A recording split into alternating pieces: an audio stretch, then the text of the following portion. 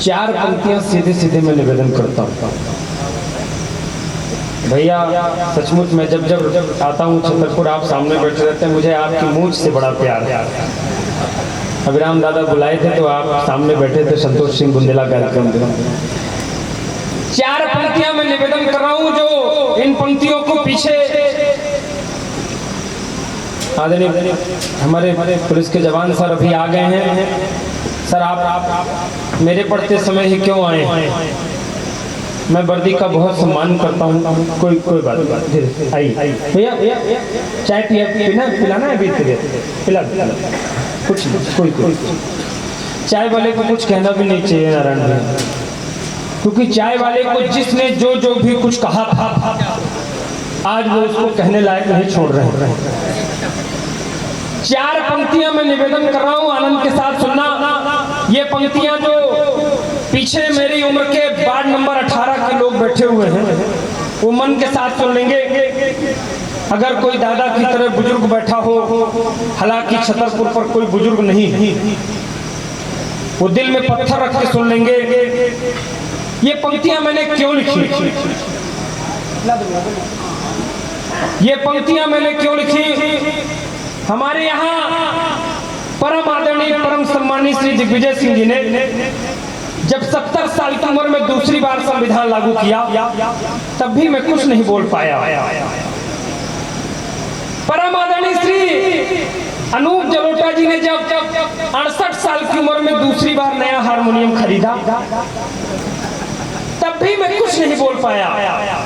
लेकिन अभी कुछ महीने पहले जब आशीष विद्यार्थी जी ने 61 साल की उम्र में दूसरी बार नई कॉन्वेंट स्कूल में एडमिशन लिया, तब इन आहत हमारे युवा महासंघ की तरफ से 4 पंक्तियां निवेदन करो। मस्ती के साथ सुनिए, थोड़ी देर मन में आ जाएगी। रख दो भैया, रख दो। कोई मेरे साथ अक्सर ऐसा होता है, मुझे खड़ा करने के बाद ही खाने पीने की चीज आती है।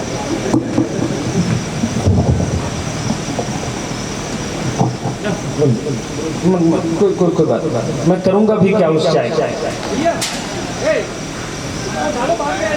बाद में दे देना, रखे। अरे पानी मत ले जाओ, चाय ले जाओ दादा, चाय ले जाओ, चाय ले जाओ, दोबारा मैं मंगा लूंगा, परेशान मत हो। तालियां एक बाजार भाई के लिए बजा दीजिए। चाय रख रहा था यहाँ पर, मैं उसको देख करके बस जीभ ललचा सकता था, और क्या कर सकता था। ब्राह्मण को मारना हो तो गोली कभी मत मारिए, सच बता रहा हूँ। ब्राह्मण को मारना हो तो गोली कभी मत मारिए, उसको डंडे से कभी मत मारिए। सामने खड़ा कर दीजिए ब्राह्मण को और उसके सामने खूब खाइए पीजिए, ब्राह्मण कोठा से मर जाएगा। मैं मजाक नहीं कर रहा हूँ, मैं सच बात बता रहा हूँ। रवि दादा हमको निमंत्रण में ले गए, अब ये भाई याद दिला दिया।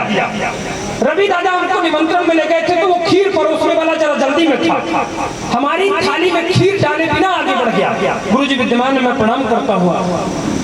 खीर डाले बिना हमारी थाली में आगे बढ़ गया। अब मैं इधर उधर जाने वाला देश का इतना बड़ा कवि कैसे निर्लज्जता से मांग लेता कि हमारी थाली में भी खीर डाल दिया? नहीं मांग पाया सर। लेकिन ब्राह्मण की आत्मा करा उठी, अंदर से गुस्से से आवाज आई। हम बोले भगवान करे अभी यहीं पे बिजली गिर जाए। तो रवि दादा बोले कि अमित अगर बिजली गिरेगी तो क्या तुम बच जाओगे? अगर आनंद आए तो 2-4 मिनट के लिए शुरू कर दीजिएगा मुझे। बोले अमित अगर बिजली गिरेगी तो क्या तुम बच जाओगे? हम बोले भैया जब हम खीर से बच गए तो क्या बिजली से नहीं बच जाएंगे? तालियां जरा जोरदार पीछे तक आनंद के साथ, मन के साथ, मस्ती के साथ रही। तो मैं 4 पंक्तियां सुना रहा था, आनंद के साथ सुनिए। नए लड़के जरूर सुनेंगे, बुजुर्ग मन के साथ ना सुन सके तो दिल में पत्थर रखे सुन लीजिएगा। निवेदन कर रहा हूं, सुनेगा। कि लड़कों से ज्यादा ब्याह बूढ़ों के जो हो रहे हैं, देश के कुंवारों में भी द्वंद्व होना चाहिए। कुंवारों मन के साथ सुनना, क्योंकि मैं कुंवारों का राजा राम मोहन राय कहा जाता हूं। आनंद के साथ आ जाओ मुनि भाई जल्दी से, बड़ी प्रतीक्षा हुई है आज मुनि की। जरा एक बार जोरदार तालियां बजा करके भाई मुनि को। बड़ी विषम परिस्थितियों के बाद भी वो इतनी लंबी यात्रा करके हमारे बीच आया है। ये कभी इस तरह से नहीं पहुंच सकते, ये विषम परिस्थितियां भी हो तब भी लाख समंदर पार करके कभी सम्मेलन में जरूर जाते। एक बार जरा जोरदार तालियां भाई राणा मुनि प्रताप जी के लिए बजा दीजिए। एक बार पूरा तालियां बजा करके अभिनंदन हो भाई मुनि का। बहुत बहुत स्वागत। आइए। कि लड़कों से ज्यादा ब्याह बूढ़ों के जो हो रहे हैं, देश के कुंवारों में भी द्वंद्व होना चाहिए। अकामिनी का मोह कोई भावरों को जो फंसा ले, फूल में न ऐसा मकरंद होना चाहिए। रोज नई सुंदरी जो बूढ़ों से विवाह करे, नहीं ऐसा कोई छल छंद होना चाहिए। आखिरी पंक्ति में ताली इतनी बजे कि कल भोपाल से ये कानून पास हो जाए कि रोज नई सुंदरी जो बूढ़ों से विवाह करे, नहीं ऐसा कोई छल छंद होना चाहिए। बाल ब्याह जैसी कुप्रथा तो बंद हो गई है, वृद्ध ब्याह भी तो अब बंद होना चाहिए।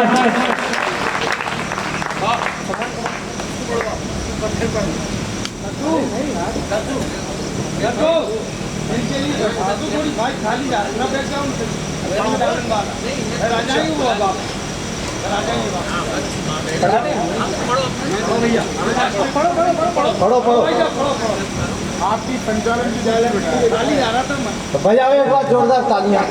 वो चलो, आज का कार्यक्रम का संचालन राणा मणि प्रताप को ही करना था। वो असली कुर्सी पर अब बैठे हैं जाकर के। एक बार फिर से तालियां बजा करके मंदिर। हाँ, आनंद लीजिए, आनंद हर जगह बिखरा पड़ा। मेरे तो नारायण भैया घर में इतना आनंद फैला। मेरे घर में मेरे अलावा सब डॉक्टर, केवल एक मैं ही मरीज हूँ अपने घर में। मैंने एक दिन अपने पिताजी से पूछा, हमको ये बताइए आपकी गाड़ी में और क्लिनिक में हर जगह प्लस क्यों लिखा रहता है? बोले ठीक है तुमको बताए दे रहे, लेकिन किसी को बताना मत। हालांकि जिस दिन से सर वो हमको बताए हैं, उस दिन से हम सबको बताते घूम रहे हैं। बात मान जाते तो कभी ही क्यों होते। बोले किसी को बताना मत। हम बोले आपकी गाड़ी में और क्लिनिक में प्लस क्यों लिखा रहता है? बोले देखो प्लस में 2 डंडी होती है, एक खड़ी डंडी, एक लेटी डंडी। हम बोले इसका क्या मतलब है? बोले मरीज हमारे अस्पताल में ऐसे खड़ा खड़ा आता है और यहाँ से ऐसे लेट करके सीधे चला जाता है। आनंद लीजिए। अच्छा, प्लस का एक और मतलब, आशीष भैया, प्लस का एक और मतलब, मरीज चाहे जितने घाटे में रहे, डॉक्टर हमेशा प्लस में ही रहेगा। मेरा छोटा वाला भाई और बड़ा डॉक्टर, वो जब पहली बार आईसीयू में गया तो मरीज एनेस्थीसिया की बेहोशी के बाद जग गया। बोला डॉक्टर साहब ऑपरेशन बाद में करिएगा, पहले ये बताइए ये आपका कंपाउंडर माला लेके क्यों खड़ा है? मेरा छोटा वाला भाई ज्यादा बड़ा डॉक्टर है। बोले देखो ये हमारी जिंदगी का पहला ऑपरेशन है, अगर ये ऑपरेशन सफल हुआ तो ये माला हमको पहनाई जाएगी, अगर ऑपरेशन सफल नहीं रहा तो ये माला बोल सियावर रामचंद्र की। सर आप गाड़ी से आए थे, ठीक है, उधर इतने छतरपुर पुलिस का मैं इतना सम्मान करता हूँ सर, इतना मैं पड़ोसी का भी नहीं करता हूँ। जितनी वीडियोस मैंने देखी हैं अपने मोबाइल से, उसके बाद से छतरपुर पुलिस की तो मैं ना सर, ऐसी कोई बात नहीं है। मैं पुलिस का वैसा पुलिस के अनुशासन का मैं बहुत बड़ा भक्त। मैं पुलिस का अनुशासन का, एक दरोगा जी कुएं में नीचे गिर गए तो कोई राहगीर निकला, वो सोचा नीचे कोई गिरा हुआ है, उसने रस्सी डाली, बोले जो कोई भी हो तो ऊपर आ जाओ। दरोगा जी रस्सी पकड़ के ऊपर चढ़े। सर पुलिस का अनुशासन देखिए, दरोगा जी रस्सी पकड़ के ऊपर चढ़े। अब एक हाथ बचा था, जो रस्सी खींच रहा था वो सिपाही ही था पुलिस का। एक हाथ बचा दरोगा जी को ऊपर निकालने के लिए, तो सिपाही ने देख लिया कि नीचे दरोगा जी है, उसने रस्सी छोड़ी। बोला जय हिंद साहब। तालियां जरा जोरदार बजाइए।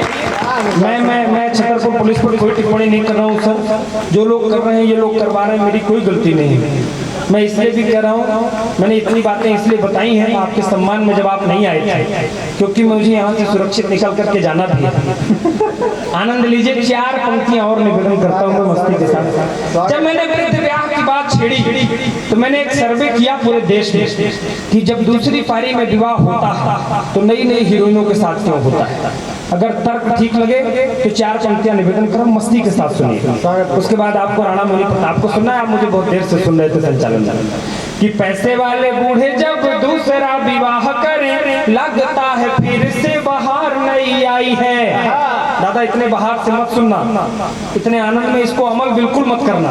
जो जो अमल किए हैं ज्यादातर तिहाड़ में हैं कि पैसे वाले बूढ़े जब दूसरा विवाह करें लगता है फिर से बाहर नहीं आई है। गोरी नई बीबी संग बूढ़ा देख लगा मानो एक्सपायरी डेट की दवाई वो पाई है। आपको भी जानकर होश उड़ जाएंगे जो सुंदरी ने बात मुझे राज की बताई है। और अगर राज की बात सही से बता दो तो फिर पीछे तक आनंद मिले कि आपको भी जानकर होश उड़ जाएंगे जो सुंदरी ने बात मुझे राज की बताई है। बैंक में है इनकम उम्र के है दिन कम, इसीलिए शादी मैंने बुढ़े से रचाई है। हास्य का काम है व्यंग तक पहुंचाना। मैं 4 पंक्तियां व्यंग की पढ़ करके अपने छोटे भाई को बुलाता हूँ। आप लोग ज्यादा संस्कारवान लोग हैं इसलिए अंतिम 4 पंक्तियां अच्छी संस्कार की पढ़। हालांकि मेरे यहाँ संस्कार ज्यादा है, मजाक मत लीजिए सर। आप लोग छतरपुर दादा बता रहे थे छतरपुर में इतना ऐसा नहीं है कि बुंदेलखंड में संस्कार है, हमारे बघेलखंड में और ज्यादा नारायण भैया संस्कार। रवि दादा से पूछिए, हमारे यहाँ एक सज्जन दिवंगत हो गए, संस्कार देखिए। हमारे यहाँ एक सज्जन दिवंगत हो गए तो उनके 2 बेटे थे। बड़ा वाला छोटू को बोला कि छोटू तुम बाबूजी की अस्थियां लेके प्रयागराज चले जाओ, संगम हम जरा तेरहवीं की तैयारियां कर लें। छोटू प्रयागराज संगम चला गया। अब वहां 10 किलोमीटर पहले जाम लग गया हाईवे में, तो वहीं बाबूजी की अस्थियां नाले में निपटा के चला आया। दूसरे वाले बड़े भाई को लगा कि ये गया नहीं, दूसरे दिन वो भूमिका बांटने लगा। बोला छोटू बाबूजी रात को सपने में आए थे और कह रहे थे कि छोटू हमको प्रयागराज संगम नहीं पहुंचाया, तो तुम कहां छोड़ आए बाबूजी को? संस्कार देखिए हमारे यहाँ का। बोले छोटू बाबूजी रात को सपने में आए थे और कह रहे थे कि छोटू हमको प्रयागराज संगम नहीं पहुंचाया, तो तुम कहां छोड़ आए बाबूजी को? छोटू बोला भैया बाबूजी की हमको यही आदत नहीं अच्छी लगती है। 300 किलोमीटर दूर यहाँ शिकायत करने आ सकते थे, वहां से 10 किलोमीटर प्रयागराज बचा था तो नहीं जा सकते थे। तालियां जरा मन से आनंद के साथ बजाइए। 4 पंक्तियां एक अच्छी कविता की सुना करके ये पंक्तियां मैं एक छंद नया निवेदन कर रहा हूँ। हमारे अग्रज कवि पीछे विराजमान है, जचवाना भी चाहता हूँ। पहली बार मैं पढ़ रहा हूँ, निवेदन कर रहा हूँ। इस कविता का इस छंद की कोई भूमिका नहीं करूंगा, नहीं मर्म खत्म हो जाएगा। किया ना था ले छोड़ बेटा बूढ़े माँ बाप को जो। सुने दादा बहुत अच्छा बुजुर्गों पर और गांव पर गीत पढ़ के गए। इन आकाश से उतरते हुए टीवी चैनलों ने इस प्रकार का संस्कार फैलाया है कि आज माँ बाप अपने बच्चों से ये उम्मीद नहीं करते कि मेरा बेटा मुझे खाना देगा या नहीं, बल्कि इस बात की भी चिंता करने लगे हैं कि मेरा बेटा मेरी चिता को आग देगा या नहीं।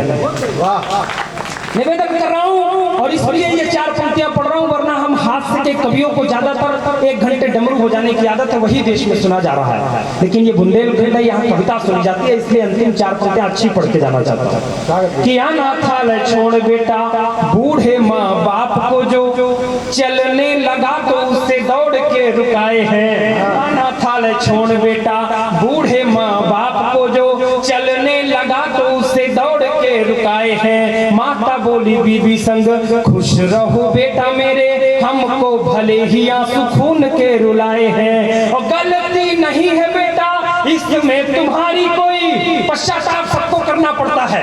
गलती नहीं है बेटा इसमें तुम्हारी कोई, जान लो ये प्रभु हमें दुख क्यों दिखाए हैं। और आखिरी पंक्ति अंदर तक झकझोरे तो फिर विदा कर दीजिएगा तालियों के साथ कि गलती नहीं है बेटा इसमें तुम्हारी कोई, जान लो ये प्रभु हमें दुख क्यों दिखाए हैं। 4